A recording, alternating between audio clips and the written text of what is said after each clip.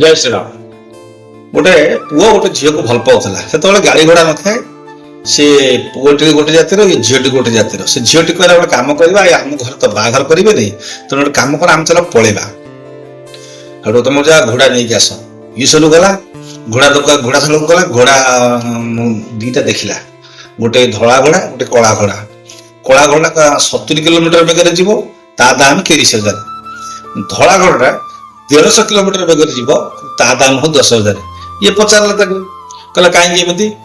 ଏଟା ତ ଅଧିକ ଜୋର ଦୌଡୁଛି। ନା, ଆର ଗୋଟେ ଦୋଷ ଅଛି। ଇଏ ଘୋଡାଟି ପାଣି ଦେଖିଲେ ରହିଯିବ, ପାଣି ଦେଖିଲେ ଆଉ ଧାଇଁବନି, ରହିଯିବ। କାରଣ ଇଏ ତ ତା ମା ପେଟରେ ଥିଲା, ତା ମା ପାଣି ଦେଖିକି ଡରି ଯାଇଥିଲା। ଇଏ ଗୁଣଟା ତା ମା ପେଟରୁ ଅଛି, ସଂସ୍କାରଟା ତା ପେଟ ଭିତରୁ ଅଛି। ଆଉ କଣ କରିବ, ସେ ଧାଉଁ ନାହିଁ। ଆ ମୁଣ୍ଡରେ ଗୋଟେ କଥା ପଶିଲା, କହିଲା ଆରେ ହେ, ମୋ ବାପା ମା ତ ଭଲ ପାଇକି ବାହା ହେଇନାହାନ୍ତି।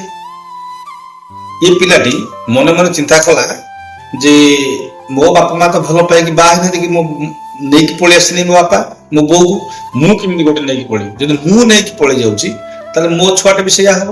ଫାଇନାଲି ସେ ଗଲା, ଘରେ କଥା ପକେଇଲା, ଲୋକଙ୍କୁ, ତା ବାପା ମାଙ୍କୁ ବୁଝେଇ ବାଝେଇକି ସେ ଝିଅଟିକି ବାହା ହେଲା। ତେଣୁ ବାହାଘରଟା ପଳେଇ ଯିବା ଅପେକ୍ଷା ବାପା ମାଙ୍କ ଆଶୀର୍ବାଦ ନେଇକି ହବାଟା ଭଲ। ନହେଲେ ଇଏ ପରମ୍ପରାଟା ଚାଲିବ, କାରଣ ସଂସ୍କାର ମା ପେଟରୁ ଆସିଥାଏ। ଆଜ୍ଞା, ଜୟ ଶ୍ରୀ